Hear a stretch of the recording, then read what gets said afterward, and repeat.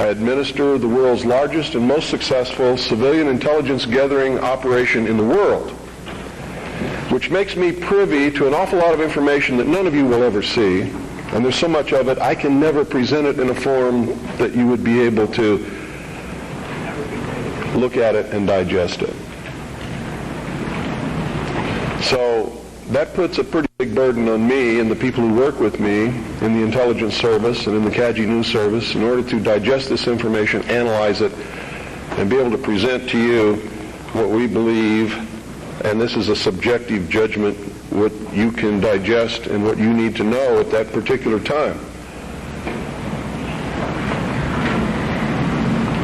And in doing this, digesting all this information, reading all of these letters from people of every kind of background that you can imagine, every race, every religion, every kind of agenda. And believe me, there's an awful lot of agendas going on in this country that are dangerous to Americans.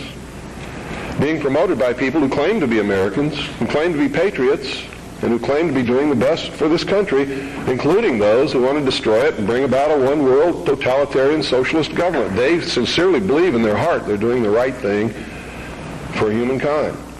You see, nobody gets up in the morning and sets out to do evil. Nobody consciously does that. I've never met any person in my entire life who said, I'm evil, I'm going to do evil things, I like to do evil things, I want to do evil things. They don't exist, in my knowledge. They may exist somewhere, people like Jeffrey Dahmer. And I believe that even Jeffrey Dahmer probably rationalized what he was doing in his own mind to make it right. Isn't that the way we all do things? Even if we do something wrong and we know we're doing something wrong, don't we attempt to rationalize it in our own mind and to our friends to justify what we're doing? So I believe it's a great fallacy to set out to brand those whom we disagree with as being evil people. The result of their actions we may perceive to be evil. We may perceive it to be bad. But I guarantee you those people don't see it that way. And when we present ourselves to them in that light, we're good and they're evil, do you think we have a chance of getting them to listen to us? Not on your life. It's not going to happen. So I think we have to change the way we talk. We have to talk to them in a different manner. Now don't take what I'm going to tell you standing up here today and compare it to what I say on the radio and expect the two to concur. Because when I'm here, I'm just Bill Cooper. I'm talking to you from my heart. When I'm on the radio, I am on a mission. And that mission is to slap people upside the head and wake them up and even make them hate me, if that's what it takes to get them to go examine what I'm telling them to find out that it's right. You see, I don't care how it's done as long as they wake up. And if I have to be the bad guy that they're going to hate for the rest of their life, that's okay with me if I wake them up. But when I'm here talking like this, that's not my mission, because you're awake already or you wouldn't be here. You see? There's a difference between the people here and the people that I'm talking to over those airwaves. Big difference. An awful lot of you are steady listeners of the Hour of the Time and have been probably for many years. And when I'm talking on the radio, I know who you are and I'm not talking to you. And I know that when you're listening and I talk about the sheeple, the stupid sheeple, it doesn't make you angry. You know why? Because you know you're not stupid sheeple, don't you? The person that gets angry has verified that I was right. Because he wouldn't get angry if he didn't know in his heart that he's a stupid sheeple. What I'm going to talk to you about today comes from my heart, from my experience in life, from playing this role as messenger, which I take very seriously, from my efforts to wake up the American people, from my family, from all the letters that I get, from people that I talk to, just like I've talked to many of you here today. I've learned some things. And I think these things need to be passed on to you. And I think you need to start examining yourself, your agenda, your mission. Who are you? What are you about? What do you believe about America? Is it true? Are you helping to divide us more? Or are you helping to bring us together? Do you really understand what this country is all about? Now, I know this is going to make some of you angry. That's okay. I know that it's going to open some doors for some of you. I hope that it'll bring us all a little bit closer together. And I hope that everybody, once you've examined your own particular agenda, will try to make it fit better into what we should really be doing. And I'm going to start off way back in history, folks, because that's really where it began. The human race is young in the whole scope of the life of the earth. We're just a young species, really. Haven't been around for a long time compared to everything else that's in this world. And I'm not talking about biblical years, and I'm not talking about theory of evolution years. I'm talking about from the time when you can see that man emerged on the historical scale of this world and began to affect other species and the world that we live in, and himself, by perfecting the ability to think. First original thought. See, there used to be a time in history when man was just like all the other animals. He didn't think. He didn't know good from evil. He existed and lived by instinct just like the other animals did. If you want to believe the record that we can look back and see written in stone. Okay? If you want to believe that there were creatures that ultimately became this thinking man that you see standing up here in front of you and sitting out there amongst you, didn't have this ability. Now, if you doubt that, read Genesis in the Bible and you'll see that it's confirmed there. Wasn't there a time when Adam and Eve lived in the Garden of Eden? They were not to think. They did not know good from evil. They were just there to take care of the garden. Is that correct? So this concept and the biblical concept agree. Man just enjoyed what God had put there and sort of took care of the garden. Any dentist will tell you that our mouth was not made for eating meat. So ancient man most probably ate vegetables and nuts and things like that. Roots. Doesn't mean that I'm telling you to become a vegetarian, because I'm not. You see, I really believe in freedom. I believe you should eat whatever you feel like eating. That's your business. But that's known to people who study these things as the age of innocence. Something happened that brought man out of that state, and if you're talking from a biblical reference, out of the Garden of Eden and into the world. He wasn't innocent anymore. He understood that he was naked, and that his partner was naked. He could think. He could look around. He knew when something was good and when it was bad, just as we all do here. When somebody comes up to me and says, well, how do we know which is the right way to go? I know that person is setting me up to justify his bad deeds, and I won't do it. You always know. We always know which is the right way and which is the bad way. The bad way sometimes feels better, so we may choose that way and justify it by rationalization in order to make ourselves feel better about the bad that we did. In the mystery schools, they refer to this mystical time of coming out of the age of innocence as the Luciferian philosophy. I've tried to illuminate you with this for years on my radio broadcast. In the Bible or in the church, they talk about the fall of man. Same thing. There's only one difference between the Luciferian philosophy and the fall of man, is that those who talk about the fall of man believe in God, whether or not they believe in a Savior, they believe in God. The ones who believe in the Luciferian philosophy do not. Now here's how that works. In the Bible we're told that Eve was tempted by Satan to eat of the fruit of the tree of knowledge of good and evil. God had commanded Adam and Eve not to eat of the fruit of that tree. If you do, ye will surely die. Isn't that the commandment? Lucifer, through his agent Satan, on the other hand, told Eve, God lied to you. He's holding back the fact that you too can become God.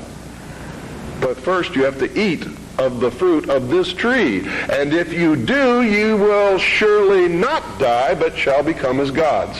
Isn't that true? So, from the religious aspect, we see that as the fall of man because man disobeyed God. We see that as the subjugation of the woman beneath man, where she had originally been the partner. Now she is subjugated beneath man because she was the agent of man's downfall. Is that correct? Now, I'm not talking right or wrong. I'm not trying to insult anybody in here. I'm just telling you what we're taught so that we all understand what we're talking about, because that's most important. If you understand something differently than what I'm trying to impart to you up here, and we don't have the same definition, we're not going to understand each other, are we? The mysteries, on the other hand, look at this in a different light. Here's their story. It's a metaphor. They don't believe that there ever was a God, or that there ever is a God, aside from man himself. And man has not reached that state yet, but can, this is what they teach in the lodges, that if you perfect yourself as the temple of the God within and become Christed, you've all heard this in the New Age movement, you too can become God. Here's the way they look at it. Here's their metaphor for the end of innocence. Adam and Eve were held prisoner in the Garden of Eden by an unjust, cruel, and vindictive God.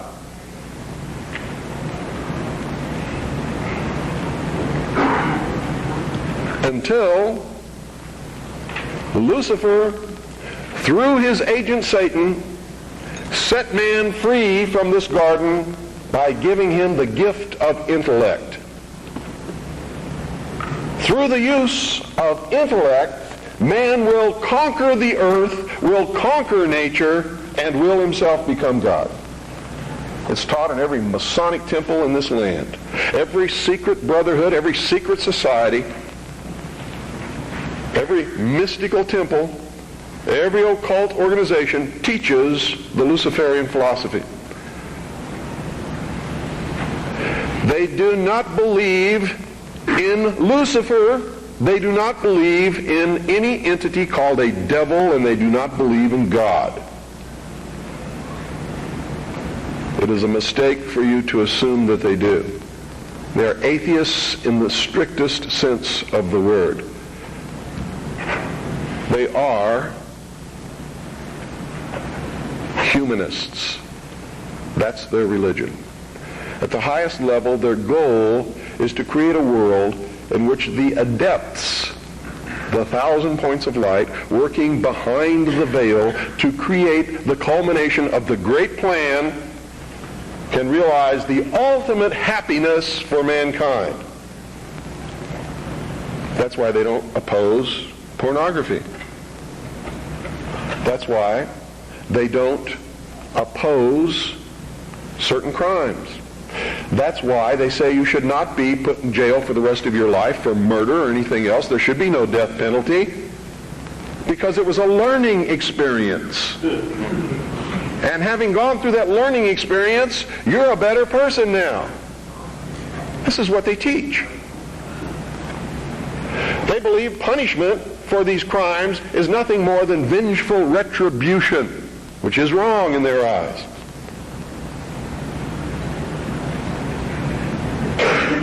So these are really the two philosophies that we have competing with each other in the world today. Who brought man the gift of fire? Prometheus. Who was Prometheus? Lucifer. What was the gift of fire? Knowledge, intellect. Hasn't man created industry, culture, society, science from the use of one solitary thing? Fire. Without fire, none of it would have occurred. None of it. Nothing. There would be no society without fire. That's how it's represented in the ancient myths and in the mysteries. How art thou fallen from heaven, O Lucifer, son of the morning? What is it represented as? A bolt of lightning struck a tree. The tree burst into flames. Ancient man, if you watch the movie Quest for Fire, rushed up and grabbed one of the burning branches, and it burned his hand, and he let it go. He probably didn't go any farther than that the first time. Second time, he may have found a deer that had been roasted by the heat of the fire in the forest, and being hungry, maybe he partook of some of that meat and found that it tasted pretty good. Also, the fire was warm and didn't get cold at night. And this is where the whole battle between the forces of light and darkness comes from. Man sat up on a rock one night watching the sunset and said, "Boy, I'm in deep trouble now. I can't see in the dark. There's wild beasts out there. There's tigers with teeth 7 inches long that want me for dinner. What am I going to do?" He didn't know what to do.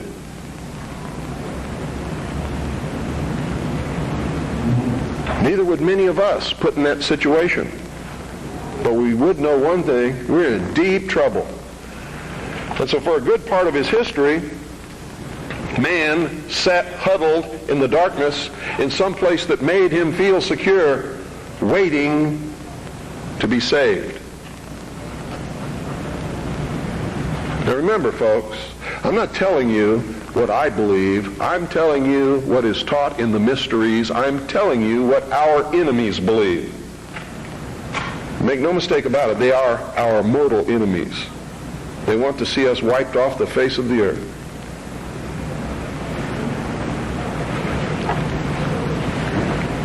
Man huddled in this darkness, fearful, trembling, cold, hungry.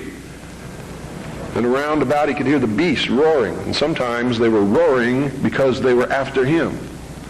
And sometimes he was eaten. A man eventually saw another tree struck by lightning and grabbed that branch with that flame on it. And by a little experimentation, he learned how to keep that fire going. And if he could keep the fire going, he knew something nobody else knew, and he became the first king, the first priest,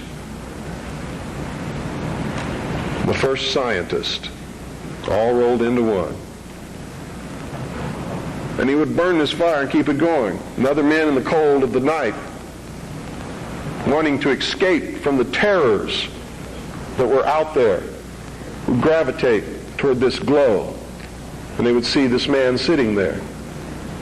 And if he was kind, he would let them come to the fire. And they would be warm. And they would be protected, because if the wild beast came, he'd pick up a branch and shove it in its face, and the beast would go away. And so the forces of light overcame the forces of darkness. And in the sunshine of the morning, the newly risen, resurrected child that had died the night before, their Savior, warmed them and saved them from the terrors of the Prince of Darkness. You have to study these things to understand your enemy. Any general who ventures upon a battlefield without understanding the enemy is doomed to defeat. What is the upshot of this? What am I getting at here? These people believe, and they have conducted themselves according to their belief and their philosophy since the very dawn of man. These people learned how to control others through the use of a hidden knowledge. This ability to keep that fire going was a technology that nobody else knew. By observing the fire, by keeping it going, by creating ceremonies around this fire, they became a mystery to the others. A mystery always holds sway over those who don't understand it. And the priesthood was born. No king ever existed without the permission of the priesthood. And I don't care what religion you're talking about or what period of history you're talking about, it is the truth. The kings never had the power and don't to this day. Kings exist at the whim of the real power, which is the priesthood standing behind the throne. And when the king ceased to be of benefit to the priesthood, they would simply poison him or get rid of him in some other way. The king is dead, long live the king, and there would be another king appointed. There was even a time in history when the king was a sacrificial king, just like John F. Kennedy was in the Temple of the Sun known as Dealey Plaza. They would pick a young man at the height of his virility, appoint him king for 1 year. During that time, he could do or say or command whatever he wanted. The priesthood was always there to make sure he commanded the right things. Have any woman that he wanted. And at the end of the year, he was ceremoniously sacrificed upon a rock. His heart ripped out, his body dismembered into 14 pieces and scattered over the land. And this is where the legend of the Osirian cycle began. It was to ensure the fertility of the crops of the next year. And young men would volunteer for this in their patriotic duty to their kingdom, to their family, so that they could have prosperous years. Much as our young men may volunteer to rush out over the water to a place called Kuwait or Iraq and die in the God-forsaken sands of a place that nobody can even find on a map and never heard of until it happened, all so that he can be called a patriot, someone his family can be proud of. It escapes me how they can ever arrive at these conclusions, but they do, and the priesthood always takes the most advantage of this willingness to sacrifice oneself upon the altar of his country. The problem with it is very seldom really for the country. It's for the advancement of the agenda of the priesthood, whoever the priests happened to be at the time. Am I attacking the church? You better believe it. All churches, all organized religions that have existed since the beginning of the time. Am I attacking the religion of individuals? Never, not on your life. He wasn't trying to create a big church. He knew what happened to those things. And you're all wrong about that man when you say you shouldn't get angry. You shouldn't curse. You shouldn't do things that upset other people, because that's what Jesus spent his whole life doing. He threw the money changers out of the temple. Don't you think that made some people angry? Don't you think it was rude to walk up to somebody's place of business, smack them in the mouth, grab their table, and throw it out the door? What about the time he cursed the fig tree? You know, pious Christians sometimes make me very angry. They don't even know Christianity. They don't know the man they're following. He was a revolutionary. He was a dangerous man. And by God, so am I. And so should you be. This country was founded by dangerous men. Amen. And the moment the people in this country cease to be dangerous men, it's going to be the day we cease to have a country.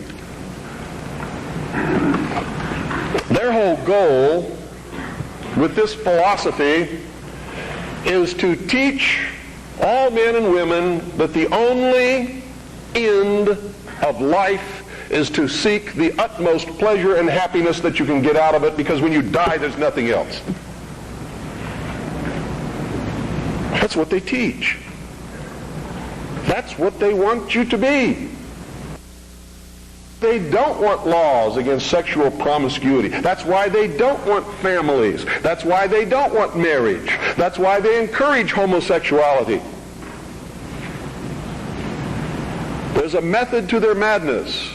There's really not much method to yours, because you're operating from a place of ignorance. And until you change that, you're going to be bumbling around, bumping into each other, saying and doing the wrong things, not understanding the nature of your enemy. And if you don't understand the nature of your enemy and the weapons they use, you cannot fight that enemy. You can't fight the battle. You shouldn't even be on the battlefield. That's why you're losing the war. And don't tell me you're not, because I'm in a place of great knowledge about who's winning and who's losing this war. And I can assure you, you're losing the war. Doesn't mean it can't be turned around. But it'll never be turned around until you learn what you need to know. You don't even recognize half the weapons that they use against you.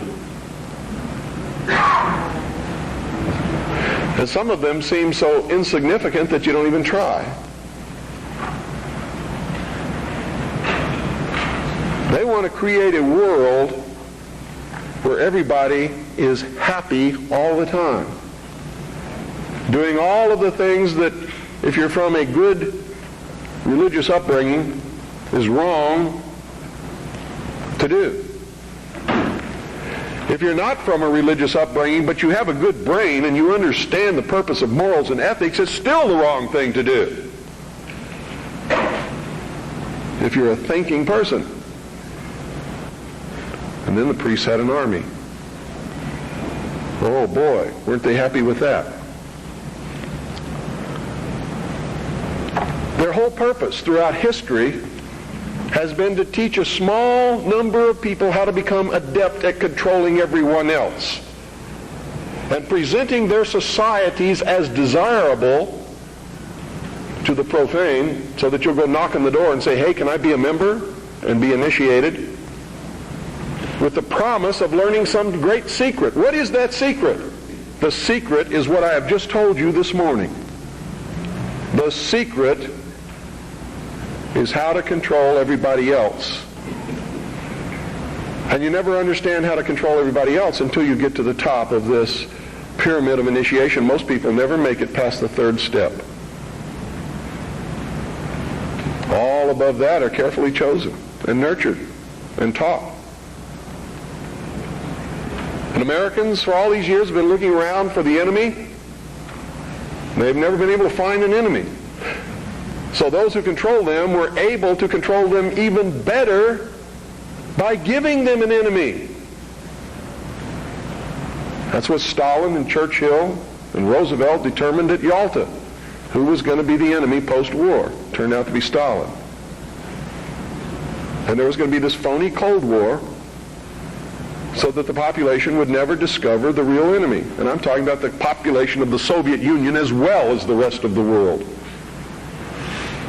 You see, the enemy has always been here. It's your uncle, your aunt, your father, your mother, your brother, your sister, your nephew, your nieces, who belong to the fraternal orders collectively known as the mysteries. The very highest degrees of which, combined together, make up a secret order known as the Illuminati. Their goal is to destroy all existing religions save theirs, all existing governments save theirs, and shackle the mob in a system of eternal oppressive debt chained to a computer for the rest of their life, in a propagandized world to make them believe that they are happy in this system. Now, do you think they're succeeding? Yes. Haven't I described to you just now exactly what is going on in the world today? Yes, they're succeeding. They're succeeding because the American people don't understand their enemy. They don't even know what's happening. People were extolling the virtues of Pat Buchanan and actually considering voting for that man for president, and he sent them all a postcard. And on the front of that postcard, he identified himself as a high priest of the mysteries.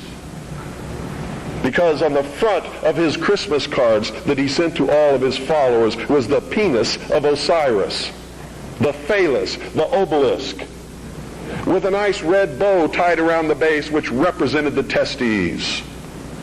You know what he was saying to you? Are there any children in here? He was saying,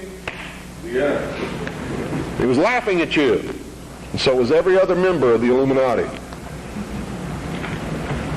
He was a highly degreed member of the sovereign and military order of the Knights of Malta, which was taken over in the Peasants' Revolt in England by the Knights Templars, who had sworn revenge upon the old Hospitallers of St. John's, which later became the Knights of Malta because of their role in the suppression of the Templars. How many of you watch Trinity Network? How many of you watch Pat Robertson? You ever seen the cross in the crown? Do you know what that means? It's the symbol of the Templars. The Knights Templar. It is the symbol of the unification of the church and the government over the people. Is that what you want? Every time any church gets control of government, the people suffer. It has always happened. That's why our founding fathers established a country where that was not supposed to happen, where everybody was free to worship at the altar of their choice.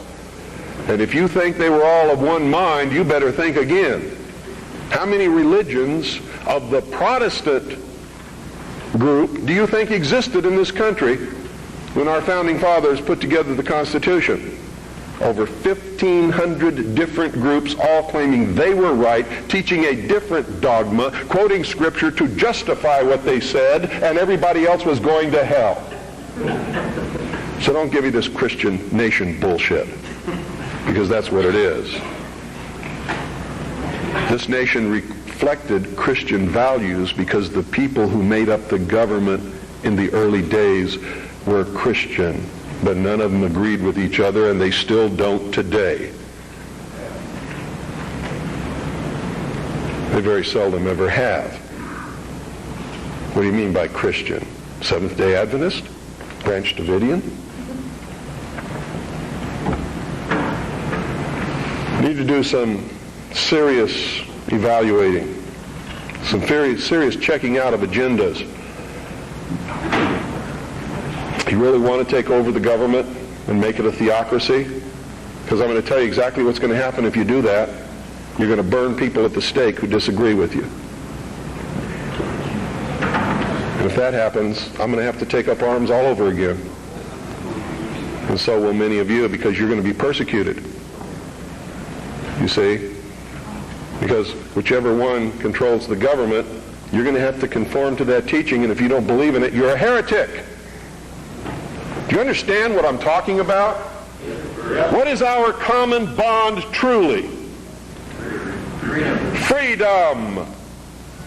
Freedom. Without freedom, you can't be a Christian no matter what denomination you belong to. You can't be a Buddhist. You can't own a donut shop. You can't drive from here to Oregon. You can't be an American, because that's what it's all about, and that's the only thing that it's all about. Nothing else. Nothing else. It's about freedom. Freedom. Only freedom.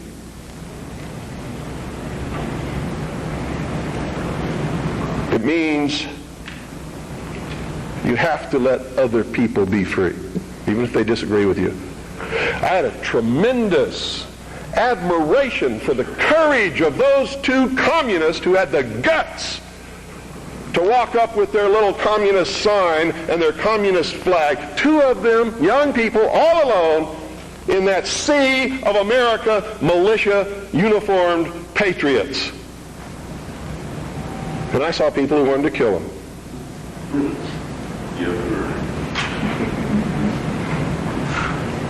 You know, I don't like their philosophy. They're misled, misguided. Communism is a terrible thing. But they had guts. And I had a great respect for them. And I believe in freedom. Which means there is no way in the world that we could have had that meeting on your State House grounds this morning unless they had the right to do what they did. Then you had better understand that. Because if you stop them from having their freedom to make their political statement, you have stopped yourself. You have stopped everyone. And that must never happen in this country. It must never happen in this country. Because if it does, there'll never be another congregation like this, and you'll never hear me speak again, because I'll be dead. And so will most of you. This country's about freedom. Because only with freedom can you have all of the other things that everybody professes that they want. It's the only way it can be done. I hear all kinds of misconceptions and misstatements. I have the freedom of the press. No, you don't. No, you don't. The man who owns the press has the freedom of the press. And he can say in his press whatever he wants, but you can't. That's why I get angry with Americans when they say, the Jews control the press. Who sold it to them? How'd they get it?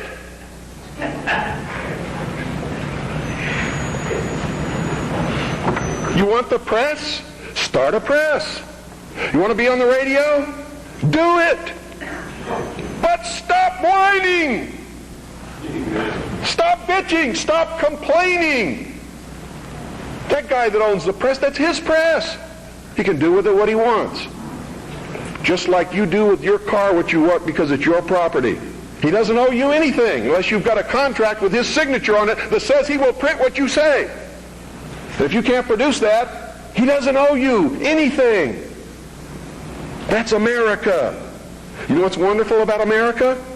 You can have a press. I have a press. How many of you have seen my newspaper? That newspaper's no joke. It makes congressmen cringe when they see it. It scares the hell out of the enemy. You too can have a radio show. I'm going to teach you how just here in just a couple of minutes. You too can publish books like this. I did it. The Harvest Trust is the trust for my children. I'm not rich. I don't have anything. You know how I financed this book? I sold copies before it was printed to people who believed enough in me to buy them. I don't have any money. I have my family. And that's all the wealth I ever need. I don't make any money from my radio show. Veritas has operated in the red from the beginning. And probably always will. But I got something that you don't have. I have a free press. It's mine. And I get to say what I want. And I get to publish what I want and print what I want because it's mine. And I'm free, and it's my free press. That's why I don't care if somebody calls up my radio show and says they don't like what I say. Screw you, get your own show.